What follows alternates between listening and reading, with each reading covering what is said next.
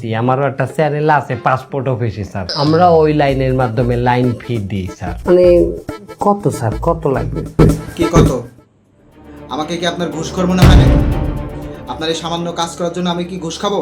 আমাকে ঘুষখোর মনে হয়? আপনি যদি এরকম কিছু চিন্তা করে থাকেন তাহলে আপনার বিরুদ্ধে ব্যবস্থা নেওয়া হবে। আমি এই চেয়ারে বসছি, ঘুষ খাইতে বসি নাই, দুর্নীতি করতে বসি নাই। সারা বাংলাদেশের কাউরে ঘুষ খাইতেও দেবো না, কাউকে ঘুষ নিতেও দেবো না। যদি এরকম চিন্তা করেন তাহলে নিজেকে পাল্টান, বদলে ফেলেন নিজেকে। এই মানুষগুলা ঘুষ খায় কিসের জন্য জানেন? আপনাদের কারণে। কারণ আপনারা ঘুষ খাওয়ার জন্য উদ্বুদ্ধ করেন, আপনারা ঘুষ সাধেন, ঘুষ খাওয়ার জন্য উস্কানি দেন, যার কারণে এই মানুষগুলো ঘুষ খায়।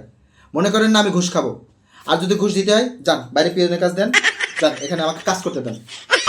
এই দেখছো, এই জল খাইবে মহিষের নান গোলা করে খাইবে, এই জিনিস তো নেবে নি স্যার। হ্যাঁ, পিয়নের মাধ্যমেই তো নিলেন, এই একই তো কথা। আমি তো জানতাম খোঁচা না মারলে মশা বাইরে না স্যার। যান এখান থেকে যান, আমাকে কাজ করতে দেন, যান, আসবেন না।